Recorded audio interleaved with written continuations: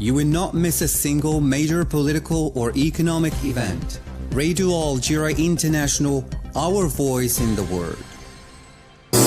This is the English service of Radio Algeria International. It's time for the news. The President of the Republic, Abdelmadjid Tebboune, has highlighted the achievements made throughout the year and outlined the prospect for 2024. Algeria's mandate as President of the UN Security Council starts today for the month of January. And at least 17 Palestinians have been killed and others were injured in airstrikes carried out by the Zionist army on the Bureij camp and the town of Jabalia.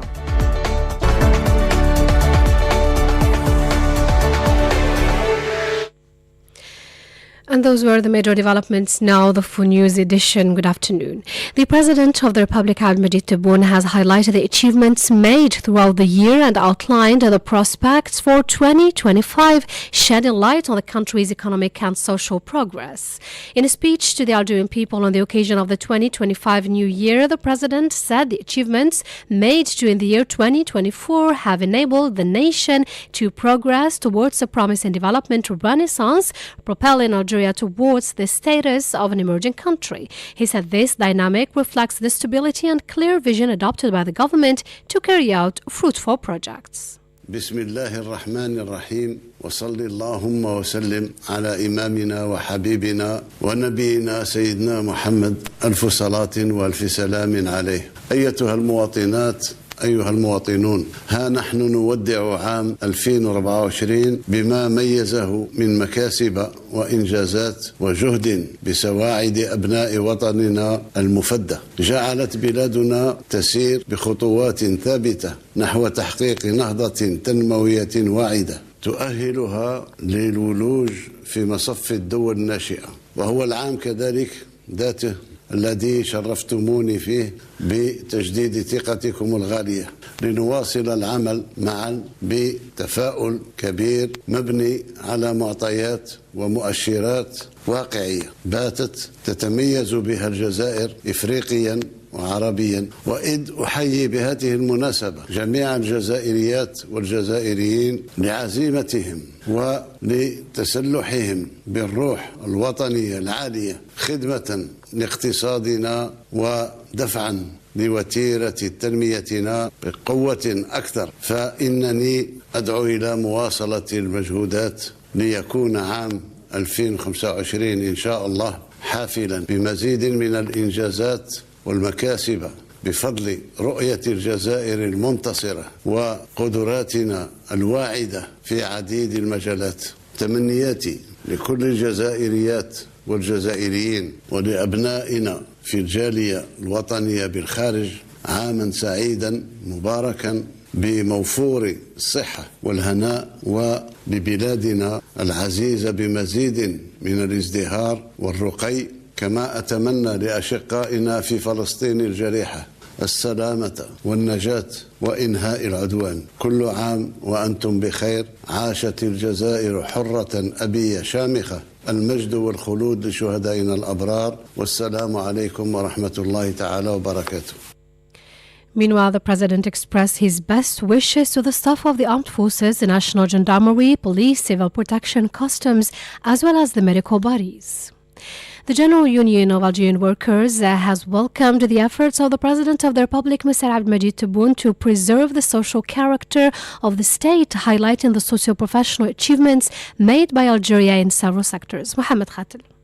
In a statement signed by the Secretary General Ammar Takjoud, the UGTA welcomed the constant efforts of the President of the Republic aimed at preserving the social character of the state, thus meeting the aspirations of workers and contributing to building a better future for Algeria. In this context, the Union expressed its deep appreciation for the courage, leadership and guidance of the President of the Republic, as well as for his honorable commitments with a view to preserving the country's achievements and supporting its progress and growth, reaffirming its determination to redouble its efforts and continue to give its best in favor of the security, progress and stability of Algeria as part of an authentic and effective partnership between the administration and trade unions. On this occasion, the UGTA congratulated the President of the Republic for the positive economic indicators, praising his advocacy to consolidate these results by investing in local potential, national resources and human capital to be able to meet all challenges. The President of the Republic renewed in his speech his determination to serve workers, to defend their interests, and to actively contribute to the achievement of inclusive economic and social growth, supported the UGTA, which highlighted the firm and persevering commitment of Mr. President to honor all his commitments and to improve the living standards of citizens while preserving their dignity and humanity. Thus, the UGTA reaffirmed on the occasion its total support for this approach, which will strengthen workers' confidence in state institutions, expressing its strong support for the vision of the President of the Republic in favor of the diversification of the national economy and the creation of wealth and employment. You still listen to Radio Algeria International, and Algeria's mandate as President of the UN Security Council starts today for the month of January with the intention to make the voices of Arab and African countries heard and advocate for just causes. Masoud Sharfi has the details. A year after its selection as a non-permanent member of this UN body, Algeria is called upon to assume the presidency of the Security Council for 1 month, during which particular priority will be given to issues concerning the situation in the Middle East and Africa. In this line, Algeria plans to organize at the ministerial level the Council's public debate on the situation in the Middle East, notably the Palestinian issue. The UN Secretary-General Antonio Guterres is expected to take part in this event, nearly 15 months after the start of the genocidal Zionist aggression against the Gaza Strip. The inability of the UN Security Council to provide even minimal protection to the Palestinian civilian population was exposed, despite the efforts of its elected members, particularly Algeria, to get it back on the path of dialogue and essential responsibility in the face of the ongoing genocide in Gaza, the main body of the United Nations responsible for maintaining international peace and security has remained divided. On the instructions of the President of the Republic, Mr. Abdelmajid Tebboune, Algeria's permanent representative to the UN, Ammar Ben Jem'a, has stepped up efforts to obtain a resolution demanding an immediate and permanent ceasefire in Gaza, efforts that were crowned with success in March 2024 by the Security Council failed to adopt due to the US veto. Meanwhile, Algeria succeeded in relaunching the issue of the full and entire membership of the State of Palestine at the UN, with a view to implementing the two-state solution enshrined in international legality to achieve a just and lasting peace in the Middle East. Under Algeria's presidency, the Security Council will also hold a meeting during the current month on the political process and humanitarian situation in Syria, and another one on Yemen. The UN Special Envoy for Yemen, Hans Grundberg, and a representative of the Office for the Coordination of Humanitarian Affairs, OCHA, are expected to make a briefing. During its presidency, Algeria also plans to organize a high-level meeting on the fight against terrorism in Africa. This meeting aims to discuss the expansion of terrorist activities in Africa and the threats they pose to security and stability of African countries.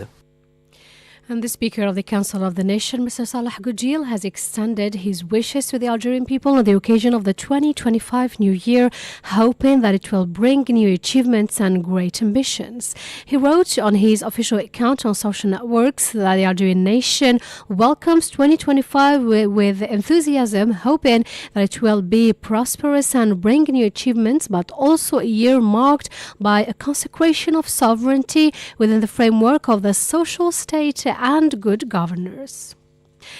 And to Palestine now, at least 17 Palestinians have been killed and others injured in airstrikes carried out by the Israeli occupation on the Bureij camp and the town of Jabalia in the center and north of the Gaza Strip.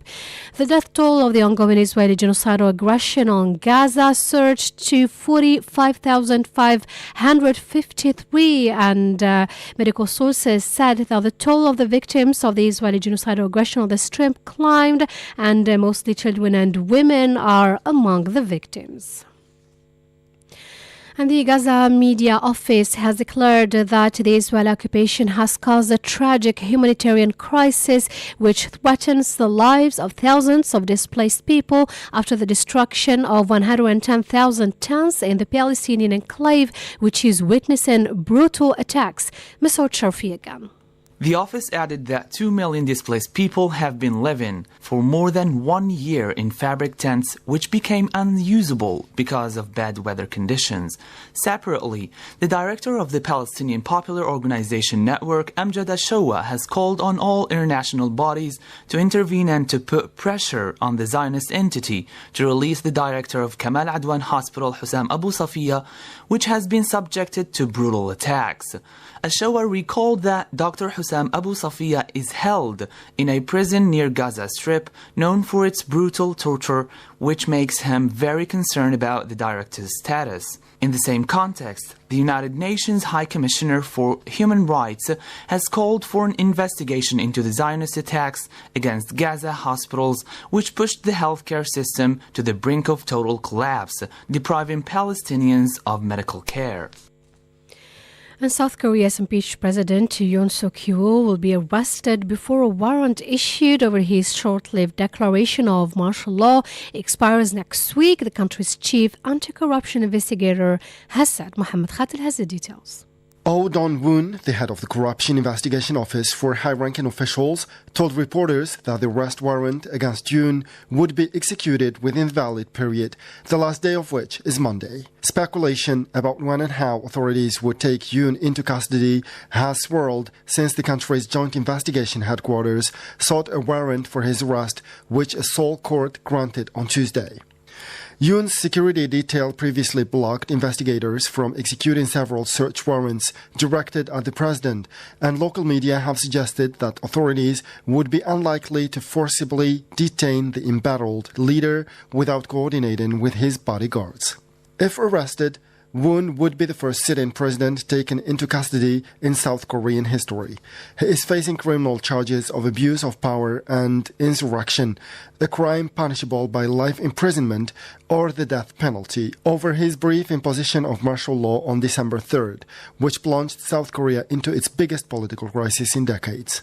Yoon's legal team has argued that the warrant is illegal and invalid, and investigators do not have the authority to investigate the president for insurrection. Yoon, who served as the nation's top prosecutor before entering politics, has been suspended from his duties since December 14 after the National Assembly impeachment. At least 6 justices on the 9-member court must approve Yoon's impeachment to remove him from office.